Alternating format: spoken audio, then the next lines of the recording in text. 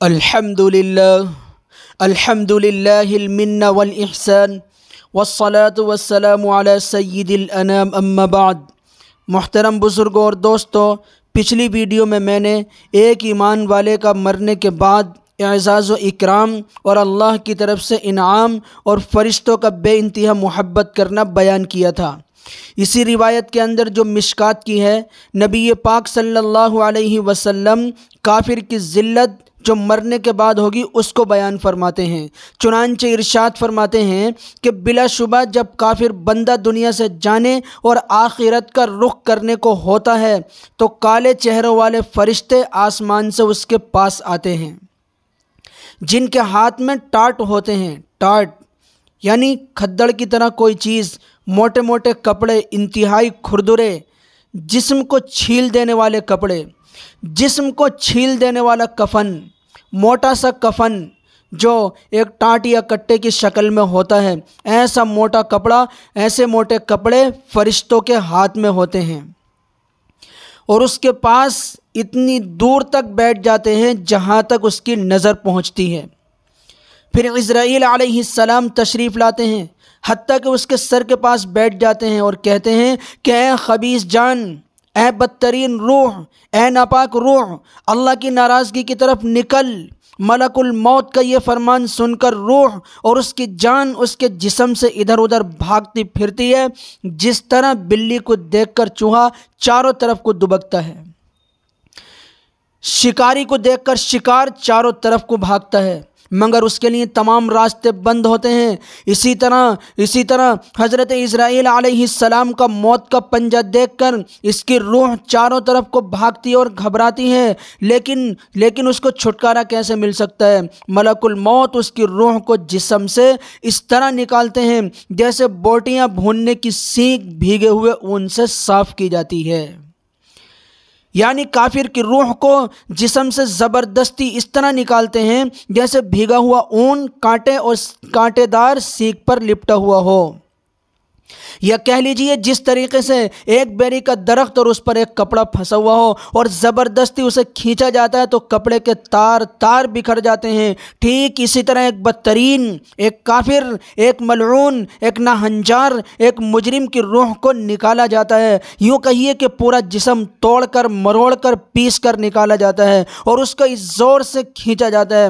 پھر اس کی روح کو ملک الموت اپنے ہاتھ میں لے لیتے ہیں، اور ان کے ہاتھ میں لیتے ہی دوسرے فرشتے پل جھپکنے کے برابر بھی ان کے پاس نہیں چھوڑتے، حتیٰ کہ فوراً ان سے لے کر اور وہ ٹاٹ اور موٹے کپڑے، کھردرے اور تکلیف دینے والے وہ کفن جو لے کر آئے ہیں اس میں لپیٹ دیتے ہیں، اور ان سے ایسی بدبو آتی ہے جیسی کبھی کسی بدترین سڑی ہوئی مردہ ناش سے روئے زمین پر بدبو پھوٹتی ہے اور پھیلتی ہے۔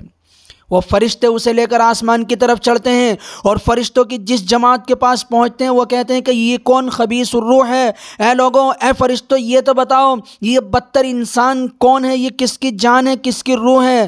وہ اس کا برے سے برا نام لے کر پکارتے ہیں کہ یہ ان کا بیٹا ہے، حتیٰ کہ وہ اسے لے کر پہلے آسمان تک پہنچتے ہیں اور دروازہ کھلوانا چاہتے ہیں، مگر اس کے لیے دروازہ نہیں چاہتا، جیسا کہ اللہ سورۃ الاعراف کے اندر ارشاد فرماتا ہے لا تفتح لهم ابواب السماء ولا يدخلون الجنہ حتى يلج الجمل في سم الخیاط۔ ان کے لیے نہ آسمان کے دروازے کھولے جائیں گے اور نہ کبھی جنت میں داخل ہو سکیں گے جہاں تک کہ اونٹ سوئی کے ناکے میں نہ چلا جائے۔ یعنی جس طرح اونٹ سوئی کے ناکے میں داخل نہیں ہو سکتا، یہ بدتر ناانجار اور مجرمین اور یہ مکذبین اور ضالین بھی جنت میں داخل نہیں ہو سکتے، اس کی خوشبو نہیں سونگھ سکتے۔ پھر اللہ عز و جل کی طرف سے حکم ہوتا ہے کہ اس کو کتاب سجین میں لکھ دو، جو سب سے نیچے زمین میں ہے۔ یعنی انسان کی روح کے دو ہی ٹھکانے ہیں، تمام نیک اور پاکیزہ روح اور اچھے انسانوں کے ٹھکانے علیین کے اندر ہیں، اور تمام بدترین فاسق ناہنجار مجرمین کے ٹھکانے سجین کے اندر ہیں جو سب سے نیچے ہیں۔ چنانچہ اس کی روح کو وہیں سے پھینک دیا جاتا ہے۔ نبی اکرم صلی اللہ علیہ وسلم سورۃ الحج کی آیت تلاوت فرما کر ارشاد فرماتے ہیں وَمَن يُشْرِكْ بِاللَّهِ فَكَأَنَّمَا خَرَّ مِنَ السَّمَاءِ فَتَخْطَفُهُ الطَّيْرُ أَوْ تَهْوِي بِهِ الرِّيحُ الريح في مكان صحيح، جو شخص اللہ کے ساتھ شرک کرتا ہے، اللہ کا پارٹنر بناتا ہے، اللہ کا شریک تصور کرتا ہے، اللہ کا دوجا تصور کرتا ہے، اللہ کا شریک و سہیم بناتا ہے، رب کی طرح اور میرے مالک کائنات کی طرح رب کو تصور کرتا ہے، وہ گویا آسمان سے گر پڑا، پھر پرندوں نے اس کی بوٹیاں نوچ لیں اور اس کو ہوا نے دور دراز جگہ میں لے جا کر پھینک دیا۔ یوں سمجھو کہ اس کی آخرت کے ساتھ اس کی دنیا اور اس کی دنیا کے ساتھ اس کی آخرت تباہ ہو گئی۔ پھر اس کی روح اس کے جسم میں لوٹا دی جاتی ہے اور اس کے پاس دو فرشتے آتے ہیں اور اسے بٹھا کر پوچھتے ہیں، یہ تو بتا تیرا رب کون ہے؟ مر رب کا؟ وہ کہتا ہے ہاں لا ادری، کہ ہائے مجھے کچھ پتہ نہیں۔ پھر اس سے دریافت کرتے ہیں تو تیرا دین کیا ہے؟ ما دینو کا؟ وہ کہتا ہے کہ ہائے مجھے کچھ پتہ نہیں۔ پھر اس سے دریافت کرتے ہیں کہ یہ شخص کون ہے، یعنی حضرت نبی پاک صلی اللہ علیہ وسلم کی صورت مثالی کی طرف اشارہ کر کے فرشتے پوچھتے ہیں کہ ان کو تو جانتے ہوگے، ان کو تو تم مانتے ہوگے؟ تو وہ کہتا ہاں مجھے کچھ پتہ نہیں، میں ان کے بارے میں بھی میں نہیں جانتا، مجھے ان کے بارے میں کوئی علم و اندازہ نہیں، میں ان کے بارے میں بھی کچھ نہیں کہہ سکتا۔ جب یہ سوال و جواب ہو چکتے ہیں تو آسمان سے ایک منادی آواز دیتا ہے کہ اس نے جھوٹ کہا، جھوٹا ہے یہ، کیونکہ یہ اپنے اللہ کو جانتا ہے لیکن مانتا نہیں، جس دین پر تھا اس کا بھی علم ہے اور نبی پاک صلی اللہ علیہ وسلم کو بھی جانتا ہے، لیکن آخرت کے عذاب سے بچنے کے لیے آج یہ جھوٹ بول رہا ہے۔ جھوٹے، تیرا یہ جھوٹ کام نہیں دے سکتا۔ تو کائنات کے انسانوں سے اور مخلوق سے اپنے دل کے اندر کسی بات کو چھپا سکتا ہے لیکن اللہ علیم و خبیر سے نہیں چھپا سکتا۔ چنانچہ اللہ کی طرف سے حکم ہوتا ہے کہ اس کے نیچے آگ بچھا دو، آگ، اس کے لیے دوزخ کا دروازہ کھول دو۔ چنانچہ دوزخ کا دروازہ کھول دیا جاتا ہے اور دوزخ کی تپش، دوزخ کی گرمی اور سخت گرم لو اور گرم گرم ہوائیں وہاں سے آتی رہتی ہیں اور قبر اس پر تنگ کر دی جاتی ہے، حتیٰ کہ اس کی ایک طرف کی پسلیاں دوسری پسلیوں میں گھستی چلی جاتی ہیں۔ ایک اسی طریقے سے قبر کی دو دیواروں کے بیچ میں اس انسان کو پیس دیا جاتا ہے اور اس کے پاس ایک شخص آتا ہے جو بدصورت اور برے کپڑے پہنے ہوئے ہوتا ہے، اس کے جسم سے بری بدبو آتی ہے۔ وہ شخص اس سے کہتا ہے تو کون ہے؟ واقعی تیری صورت اسی لائق ہے کہ تو بری خبر سنائے گا، کیونکہ تجھے دیکھ کر ایسا نہیں لگتا کہ تو مجھے کوئی اچھی خبر سنانے والا ہے۔ وہ کہتا ہے صحیح کہا تو نے، میں تیرا برا عمل ہوں۔ اے وہ انسان جو یہ کہہ رہا ہے کہ یہ بدبودار کون ہے، یہ بدتر چہرے والا کون ہے، جس کے چہرے پر گوشت نہیں ہے یہ کون ہے، جو حد درجے بدتر ہے یہ کون ہے؟ میں کوئی اور نہیں ہوں، تیرا وہ عمل ہوں جو تو نے دنیا کے اندر کیا۔ اگر تو یہ سوچتا ہے کہ مجھ سے چھٹکارا پالے گا تو یہ ہو نہیں سکتا، میں تیرے ساتھ ہی رہوں گا، اب میں تجھ سے دور نہیں ہو سکتا۔ اتنا بھیانک انجام دیکھ کر یہ آدمی یہ کہے گا اللہ تو قیامت قائم نہ فرما، اے ربا تو قیامت قائم نہ فرما۔ لیکن کیا اس کے کہنے سے قیامت ٹل سکتی ہے؟ کیا اس کے کہنے سے اللہ رب العزت کا حکم ٹل سکتا ہے؟ ہو ہی نہیں سکتا۔ یا تو جنت ہے یا پھر جہنم، جو اعمال دنیا کے اندر کیے ہیں اس کی سزا تو بھگتنی ہی پڑے گی۔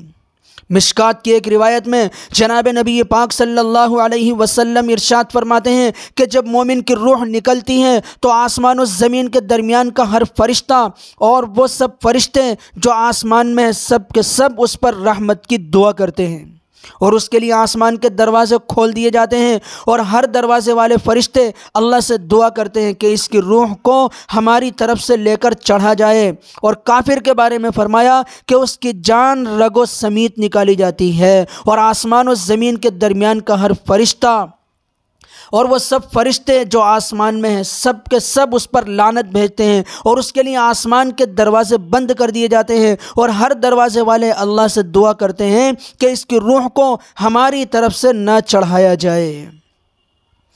یہ ہے کافر کا حال، یہ ہے اس بدتر مشرک کا حال جس انسان نے دنیا کے اندر من چاہی زندگی گزاری، وہ بھیانک ذلت مرنے کے بعد، وہ بھیانک رسوائی مرنے کے بعد، وہ ضلالت اور رذالت و خجالت مرنے کے بعد میں الامان والحفیظ کہ میرے بھائیوں یہ ہر حال میں ہو کر رہے گا۔ دنیا کی کوئی طاقت، ارے دنیا کی کون سی طاقت تم کو بچا سکتی ہے؟ کیا مرنے سے کوئی بھاگ سکتا ہے؟ جب مرنے سے کوئی بھاگ نہیں سکتا تو موت سے بھاگنا اعلیٰ درجے کی بے وقوفی ہے۔ اگر بھاگنا ہے تو جہنم سے بھاگو، کیونکہ جہنم سے بھاگا جا سکتا ہے اور جنت کا تو راستہ اختیار کیا جا سکتا ہے، لیکن موت سے تو کوئی بھی نہیں بھاگ سکتا۔ موت سے کس کو رستگاری ہے؟ آج وہ اور آج تو کل ہماری باری ہے۔ موت تو ایک دن ہر ایک کو آ کر رہے گی۔ موت سے بھاگنا چاہتے ہو، موت سے کنارہ کشی اختیار کر رہے ہو، جس کے پنجے سے آج تک کوئی نہیں بچا، اور موت جس گھر میں پسار گئی اور موت نے جس کے سینے پر پنجہ رکھ دیا، اس کو ہمیشہ کے لیے موت کی نیند سلا دیا، اس موت سے بھاگتے ہو۔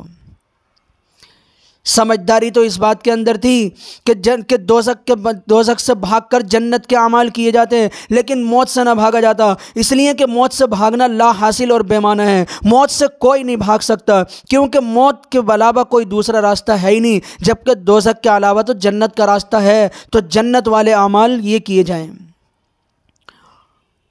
آج دنیا کے اندر بتایا جاتا ہے کہ رب کے علاوہ کوئی نہیں، پوری کائنات کا خالق و مالک، نظام کائنات کو چلانے والا میرا رب ہے۔ اے ربا، جس نے پوری کائنات کو وجود دیا اور جو بغیر کسی معاوضے کے اور بغیر کسی پیسے کے اور جو بغیر کسی معاوضے کے کل کائنات کو روزی دیتا ہے۔ آج یہ سمجھدار انسان اور پڑھے لکھے گریجویٹ اور تمام کے تمام اپنے ہاتھ سے اپنے رب کو بنا کر اس کی پوجا کرتے ہیں۔ کاش یہ سمجھ جاتے کہ رب وہ ہیں جس نے قرۂ ارضیہ اور زمین و آسمان اور اس کے مابین کو بنایا، جس کے ایک اشارے پر سورج کی منازلیں اپنی محور میں چلتے ہیں اور یہ اپنی منزلوں کو طے کرتے ہیں، جس کے ایک اشارے پر پوری کائنات کا نظام حرکت میں آ جاتا ہے۔ پوری کائنات کا رب وہ ہے جس نے پوری کائنات کو وجود دیا، ہمیں وجود دیا، ہمارے ماں باپ کو وجود دیا، جبکہ دنیا اس زمانے میں موجود نہ تھی، اس عالم اور کارخانے کو وجود دیا۔ جبکہ پوری کائنات موجود نہ ہوگی اور سارا برہمانڈ ختم ہو جائے گا، تب بھی اللہ کی ذات باقی رہے گی، وہ ہے پوری کائنات کا رب۔ کاش یہ لوگ، یہ نانجار، یہ مجرم، یہ ضالین اور مکذبین جو حقیقت میں جانتے ہیں کہ رب پوری کائنات کا ایک ہی ہے، کاش یہ اس پر ایمان لے کر آتے اور یہ کہتے ہیں کہ ہم گواہی دیتے ہیں کہ اللہ کے سوا کوئی معبود نہیں، اور گواہی دیتے ہیں کہ پوری کائنات کے نبی محمد الرسول اللہ صلی اللہ علیہ وسلم ہیں۔ لیکن دنیا کے اندر ان لوگوں نے اپنی زبان سے یہ الفاظ نہ کہے تو بعد مرنے کے ان کے ساتھ وہ انجام کیا گیا کہ پورا جسم توڑ کر ان کی روح نکالی گئی، اور انتہائی بدترین کفن کے اندر، نہ کفن کے اندر بلکہ ایک کپڑے کے اندر، اور وہ کپڑا بھی تکلیف دے، اس کے اندر ان کی روح کو لپیٹ کر پھینک دیا جاتا ہے، اور سجین کے اندر یعنی ایک بدترین ٹھکانے کے اندر ان کی روح کو قید کر دیا جاتا ہے۔ یہ ہے کافر، ذلیل، مجرم، اللہ کا پارٹنر بنانے والے، اللہ کی زمین پر کھانے والے، اللہ کا پینے والے، اللہ کے مکان پر رہنے والے، اللہ کی رہائش اختیار کرنے والے، اور اللہ کے علاوہ کسی اور کے گن گانے والے۔ اللہ ہم سب کی پوری حفاظت فرمائے۔ اسی لیے اللہ رب العزت والجلال نے کافرین کے بارے میں کہا اولئک کالانعام، یہ جانور ہیں، جانور نہیں، یہ جانور سے بدتر ہیں، اس لیے کہ اگر جانور کو بھی ٹکڑا ڈال دیا جائے تو جانور بھی اپنے مالک کی وفاداری کرتا ہے۔ کتے کو اگر ٹکڑا مل جائے تو وہ اپنے مالک کی وفاداری کرتا ہے اور اس کے دروازے سے ہٹنے کی کبھی کوشش نہیں کرتا، مالک چاہے اس کو کتنا مارے، لیکن وہ جانتا ہے کہ مجھے روٹی کا ایک ٹکڑا ہی صحیح مگر اسی مکان سے ملے گا، دم ہلاتے ہوئے اسی دروازے پر بیٹھ جاتا ہے۔ اللہ نے کہا اولئک کالانعام بل هم اضل، یہ جانور ہیں، جانور نہیں، یہ جانوروں سے بدتر ہیں، کیونکہ انہوں نے تو جانوروں جیسے بھی رول ادا نہ کیا، میری زمین پر کھایا اور میرا ہی استعمال کیا، یہ آنکھ ہے اور یہ جسم میں نے ان کو دیا، اس کے باوجود انہوں نے میرے بے شمار پارٹنر بنا ڈالے، مجھے بھی اپنی ذات جب تک میں ان کا پیچھا نہ چھوڑوں، چنانچہ ان کا عذاب ہمیشہ کے لیے سجین اور جہنم کے جو طبقات ہیں وہ لکھ دیے جاتے ہیں۔ یہ کافر کا حال ہے۔